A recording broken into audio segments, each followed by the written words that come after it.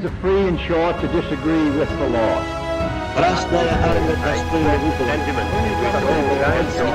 En la zona de Guantánamo. Я освободил Vuelos normales de aviones o de otras nacionalidades. Para la liberación. You pointed out Te the puedo police would be so responder busy arresting en que Responsablemente en la construcción de una sociedad más cristiana.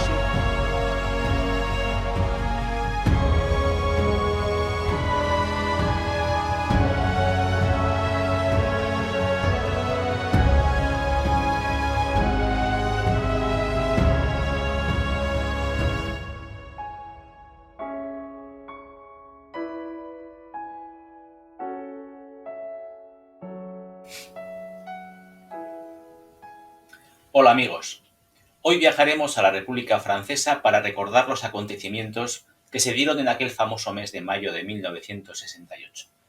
Los hechos de mayo describen una Europa que ya había pasado lo peor de la recuperación de posguerra.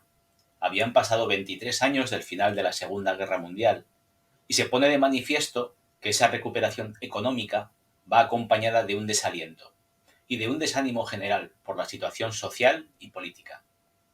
Los datos hablan de un cambio generacional, como es natural, teniendo en cuenta que son más de 20 años y la mayoría de los líderes de la Segunda Guerra Mundial ya eran ancianos. Vamos a comprobar cómo fueron estos hechos y qué relación tienen también con la Guerra Fría. La primera reflexión tiene que ver con un cambio educativo, y es que hasta la década de 1950, la mayoría de los niños europeos abandonaba la escuela al terminar la enseñanza primaria. A medida que el número de niños que iniciaban y finalizaban los sistemas de educación secundaria iba en aumento, se abrió una brecha entre el mundo de estos niños y el que sus padres habían conocido. Por otro lado, las universidades tradicionales habían vivido una cierta expansión a lo largo del siglo XIX, pero la educación superior seguía siendo limitada a unos pocos. También existían becarios, pero en ningún caso los becarios compensaban las pérdidas por estudiar. Eran unas becas muy austeras. La enseñanza superior, que antaño había sido un privilegio, ahora se estaba convirtiendo en un derecho. La masificación de las universidades tuvo unos efectos catastróficos.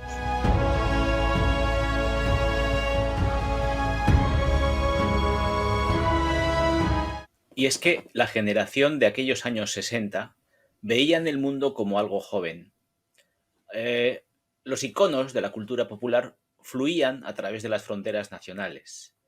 Viajaban las músicas, viajaban los ritmos. Tomemos el caso de los Beatles, por ejemplo. Procedían de la clase trabajadora de Liverpool. Incluso en el caso de Paul McCartney podríamos decir que un par de escalones más arriba. El otro icono de la música rock de Gran Bretaña, los Rolling Stones, eran más bohemios en su temática, en consonancia con el contexto social de sus seguidores, pero los integrantes de los Rolling Stones pertenecían a la clase media londinense. Sin embargo, para compensar, sus vidas privadas eran calculadamente obscenas. Y es que en aquellos años se presta atención especial al estilo.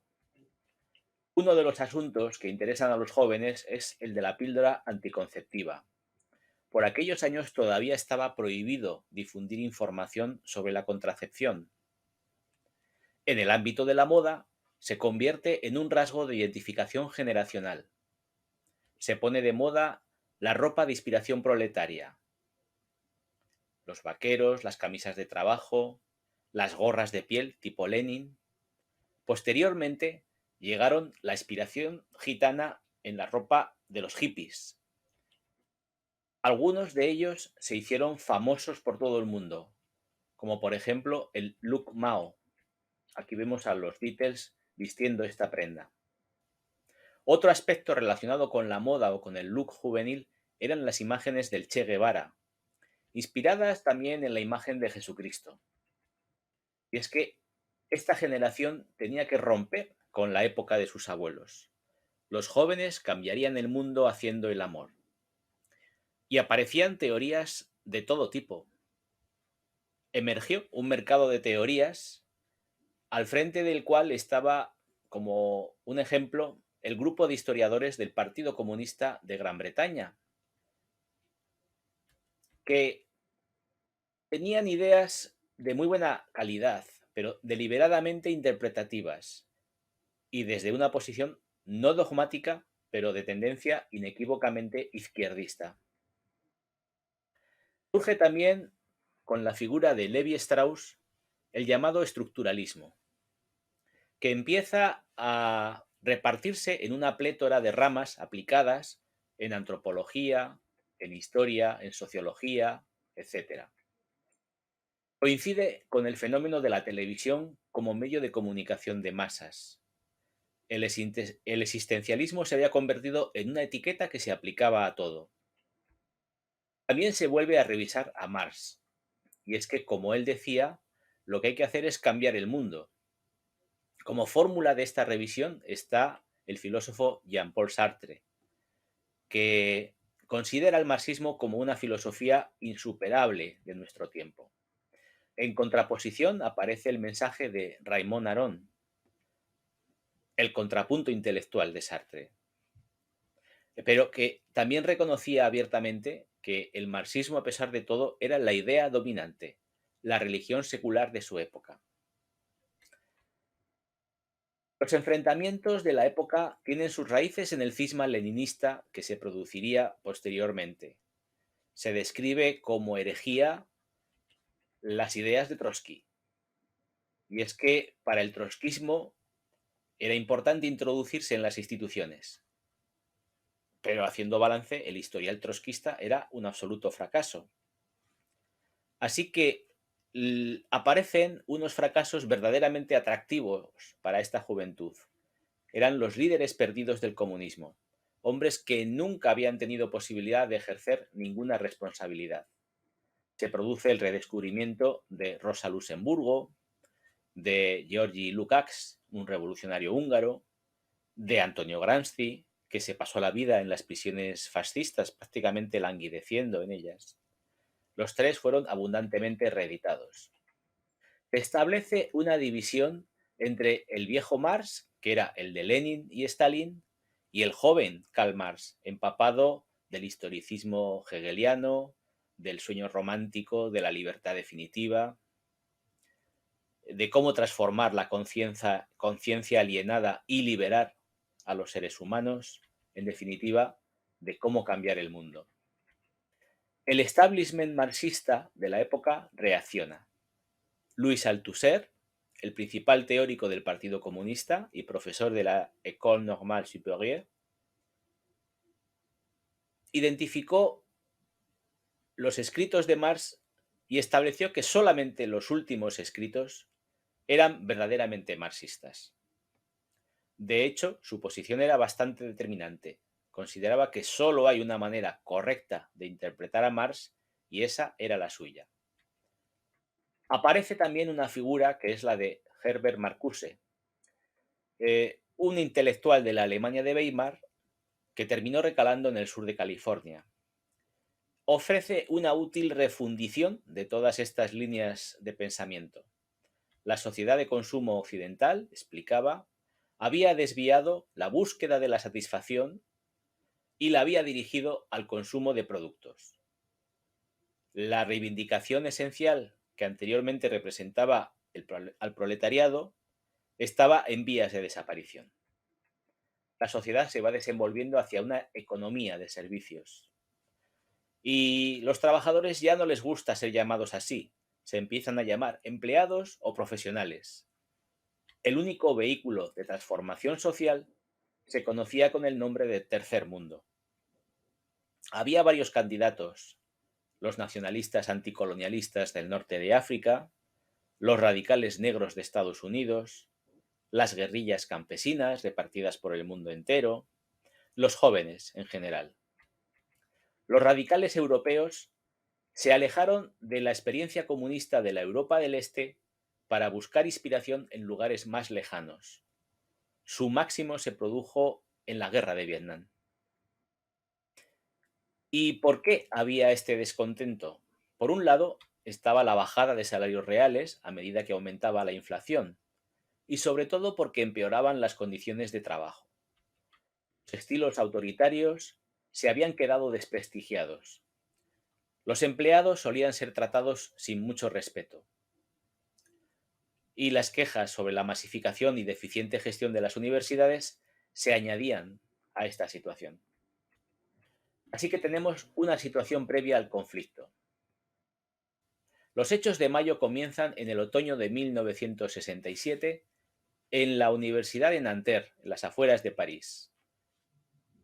En los colegios mayores de esta universidad había una población flotante de estudiantes legítimos y un reducido número de vendedores y consumidores de drogas. También estaban los llamados ocupas, que se establecían en habitaciones que no pagaban. Había un movimiento nocturno considerable entre las residencias masculinas y femeninas. En enero de 1968, las autoridades expulsaron a un ocupa y amenazaron con tomar medidas disciplinarias contra un estudiante legítimo, Daniel Cohn-Bendit, que sería un personaje fundamental en estos hechos. Le acusaban de haber insultado a un ministro del gobierno. Y es que le había propuesto una pregunta al discurso de François Michot, el ministro para la Juventud, que había venido a inaugurar unas instalaciones deportivas. Y la pregunta era, ¿por qué el ministro de Educación no hace nada para solucionar las disputas por los dormitorios o los problemas sexuales, como él los denominó? El ministro, en respuesta, sugirió que si Cohn-Bendit tenía problemas sexuales, lo que tenía que hacer era zambullirse en esta espléndida nueva piscina. La réplica de Cohn-Bendit, de origen alemán, es: esto es lo que nos decía la juventud hitleriana. Y claro, en aquel momento esto era una grave ofensa por comparar a un ministro francés con el nazismo.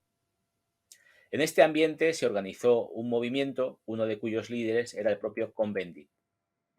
Después de 2 semanas de disturbios, el campus de Nanterre se cerró por los enfrentamientos y se trasladó a los venerables edificios de la Sorbona y sus alrededores en el centro de París. Hay que tomar en consideración el carácter provinciano e individualista de las cuestiones que suscitaron los hechos de mayo. Y es que el lenguaje enmascara un espíritu esencialmente anarquista y que se proponía sobre todo la humillación de la autoridad. La mayoría de los jóvenes, que eran de clase media, eran considerados por Georges Marchais como hijos de papá. Este era el líder del Partido Comunista francés. Las calles de las barricadas de estas fechas están representadas en este trayecto principalmente. El primer ministro gaullista, Georges Pompidou, supo tomar perfectamente la medida al conflicto. Retiró a la policía y dejó a los estudiantes de París al mando de su propia universidad y de su barrio, y luego les criticaba por las actividades de estos estudiantes. Cuando llega el momento, la policía, especialmente la policía antidisturbios, que hay que decir entre paréntesis que había sido reclutada mayoritariamente entre los hijos de los pobres campesinos de provincias, restauraría el orden sin problemas. El Teatro del Odéon se convirtió en asamblea permanente. A pesar de ser considerado un teatro burgués, permaneció ocupado durante todo un mes y se convirtió en foro popular, en calidad de tribuna libre para todo el que quería tomar la palabra. Al poco tiempo, se convirtió en uno de los centros neurálgicos de la protesta estudiantil. Lo que le preocupaba era algo más grave, y es que Georges Marchais pensaba que esto podía ser la chispa de una serie de huelgas que llegasen a varias empresas, por ejemplo, a la televisión y la radio francesa, y se empezaba a vislumbrar que esto podía llegar a las inmensas factorías de Renault.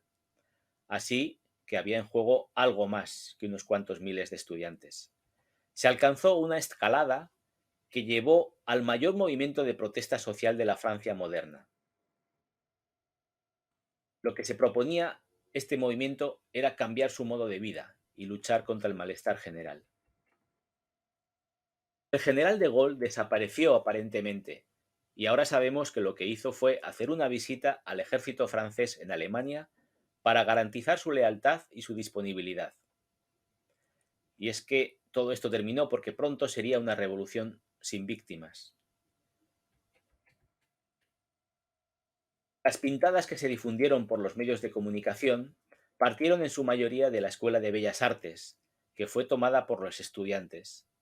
Rápidamente, la institución se rebautizó como el Taller Popular y se convirtió en el centro creativo de mayo del 68.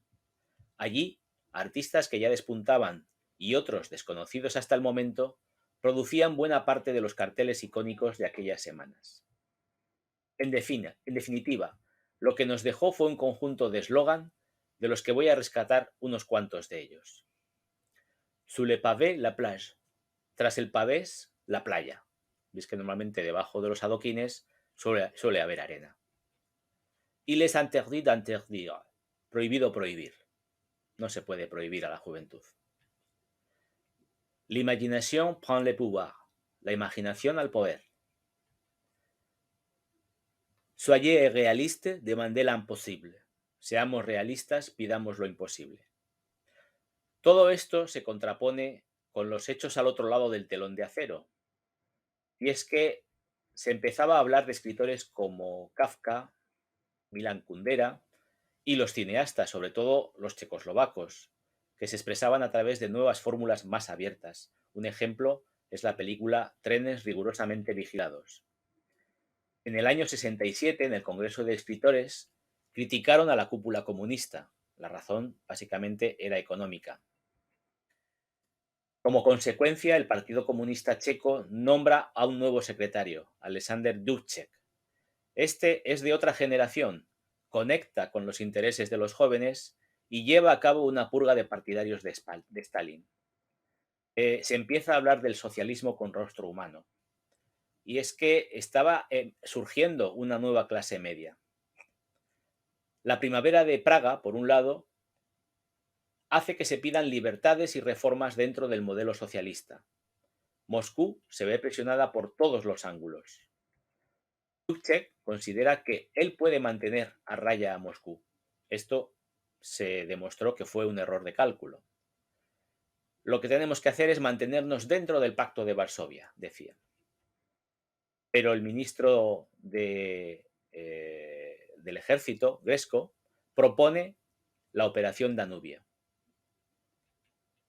Primero impone unas cartas fraternales donde implica a los líderes de otros países de la Europa del Este y el 13 de agosto se produce una conversación entre los líderes y Alexander Dubček. El premier considera que estaba todo arreglado, pero en realidad no había entendido nada. Se llevan a cabo unas maniobras del Pacto de Varsovia que dan como resultado la invasión de Checoslovaquia. La primera oleada de tanques fue superior a las ofensivas de la Segunda Guerra Mundial. Los ciudadanos de la ciudad preguntaban a los soldados: ¿qué hacéis aquí? ¿Por qué estáis aquí con carros de combate y con operativos militares? Y la respuesta de los soldados es: ¿no te has enterado de que hay una guerra que os va a invadir Alemania? Esto desconcertó tanto que hizo que volvieran de nuevo a sus cuarteles. La segunda oleada era todavía más numerosa y la respuesta a los ciudadanos ya era distinta. La primera oleada es la que ha impedido la invasión y ahora venimos a protegeros de una contraofensiva, es lo que decían los soldados. Esto es un contrasentido y en este contrasentido se producen unos hechos y unos disturbios tremendos, incluido el suicidio de Jan Palach en la misma plaza de San Venceslao. Pero se lleva a cabo una purga en el partido checoslovaco y se instaura de nuevo el orden. Se deja claro cuáles son los límites de la soberanía y se pone de manifiesto que el comunismo no tiene renovación posible. Algunos de los dirigentes franceses de mayo del 68 realizan una visita fraternal a Praga. Es el caso de Rudi Dutschke. Y es que los estudiantes locales se quedan sorprendidos ante su insistencia en que la democracia pluralista es el verdadero enemigo de la clase trabajadora. Para ellos era precisamente al revés. Esta era la meta que buscaban. La conclusión es que estos hechos de mayo constituyeron una revolución sin víctimas, lo contrario de cualquier otra revolución. Sin embargo, conservan un aroma heroico. Por eso, en España, se apuntaron a participar muchas más personas de las que estuvieron realmente en estos hechos de la Sorbona. Tal vez porque fue algo romántico, algo idealizado. Y es que el que no hubiera estado en mayo del 68 en París no era un buen revolucionario.